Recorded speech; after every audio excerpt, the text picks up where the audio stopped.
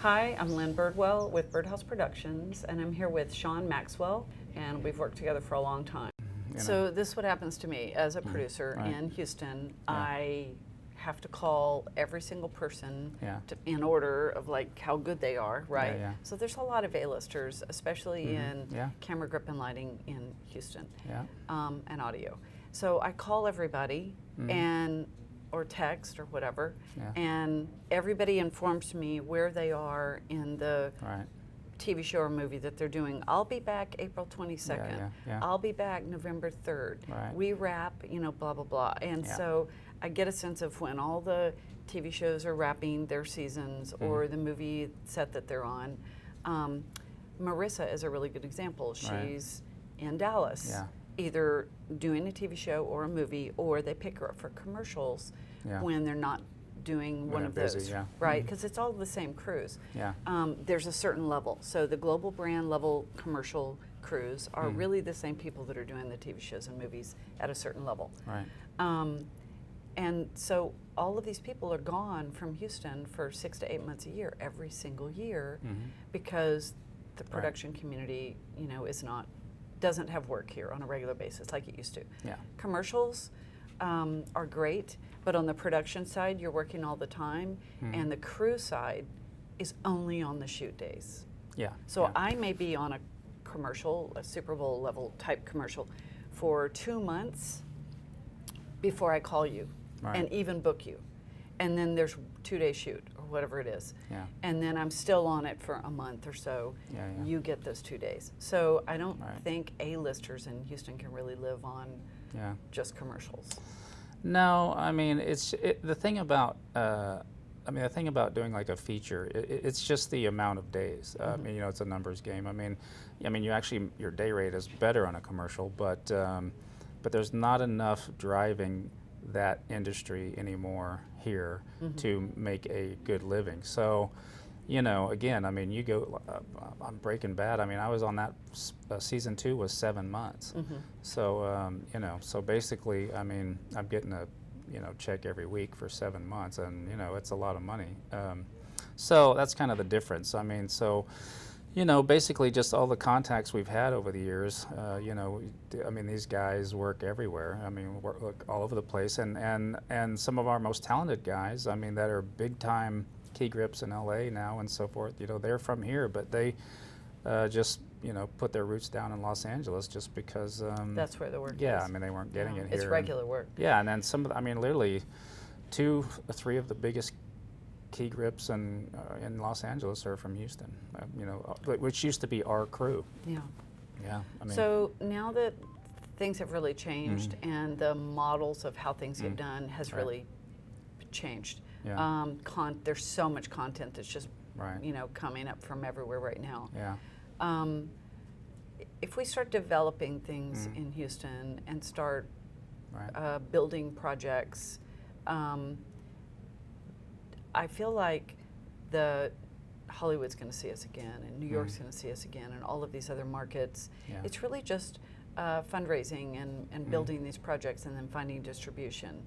So do you agree? I feel like it's education that we need in Houston to put us back to what we need to do to develop and produce these projects and get them distributed.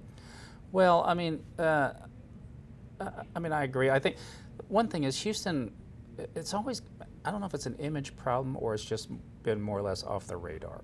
Even though it's such a large city and we know it's such a diverse city, and for some reason, it just doesn't enter people's minds. I mean, you look at Austin, you know, so believe it or not, I mean, Austin does get jobs just because it's kind of a cool, hip place. And so in one respect, Houston in general is a bit off the, I guess you'd call it the tourist map. I mean, it's just sort of off the radar, even though there's so much going on here, and it's so dynamic. I think it's changing, though.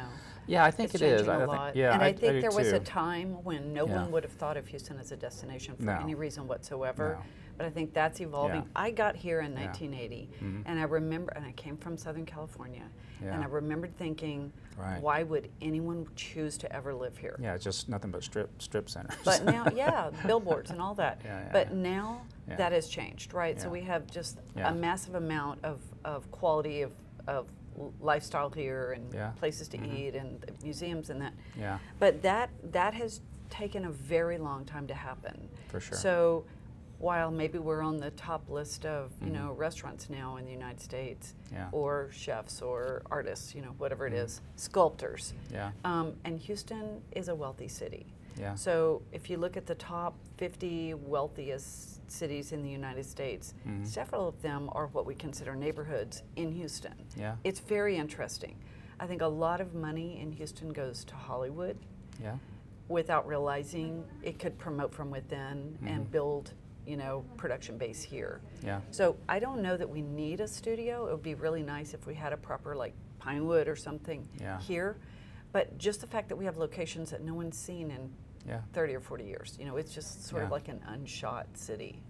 Yeah, I agree. I mean, I think there's, Houston. One of the beauty of it is it can pass for so many places, but it's also can be very similar to Atlanta, and in a lot of ways very similar to Dallas. But what those places don't have is they don't have the industrial sort of ship channel that we have, and I mean they don't even compare in those places. So Houston is a great location. I think that if you take the Austin model of sort of what happened there, one, very much a tourist place for a lot of reasons, but also, you got to think about the people that are there with, like I said, Robert Rodriguez, Linkletter. There's about 5, Terrence Malick. Those guys are from that area, and so they work there and want to work there and promote it. So I think, it's sort of a double sword. I mean, one, Houston needs to be a little more on the map, but also we're going to have to create something here that catches fire. I mean, that's really what it boils down to. Like I said, back in the day, no one knew Houston. I mean, they had done some movies here, Sugarland Express. And it wasn't even shot in Houston. Think about well, it. it Gillies was, not it was in actually Pasadena, Houston, yeah. But Houston was Yeah. the biggest, nearest city. Yeah, but it was a massive success, and so then and what happens is those people talk, the producers talk, the production managers talk, and they're like, we had a great experience, the people were great, And that's kind of what happened with Austin. It was like, oh, it's such a cool place to be, and so that urban cowboy success sparked, in a lot of ways, an industry here. And so it's the same thing. I mean, we need some creative content to sort of spark something here, and then we'll be right back on the map. Yeah. But that's kind of what it takes. I mean, like I said, Austin is a good example. They've got 5 directors there creating content, and plus a very large ad agency that keeps their industry going. But that's all based on Austin's a cool place to be, and so Houston is a really cool place to be. But we just don't have any creative. We're not creating very much creatively that catches fire. What we really need is to build the creative industry. So Right. I'll just say what I always say, which is that film is the only art form that supports all other art forms. Right. With that in mind, it's also a huge economic industry in a lot of cities where it's supported and developed. So it's two things. It's an art form and it's an economic industry. So Houston is a business town. So I always say that if you can't get a job in Houston, I kind of don't know what to say to you, because there's plenty of jobs here, right? Yeah. The creative industry would just amplify that, Sure. off the chart. So, maybe that's really what we need. Anyway, thank you very much. Oh, my pleasure.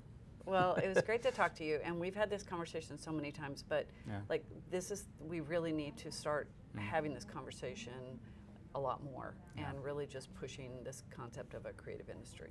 Yeah, my pleasure.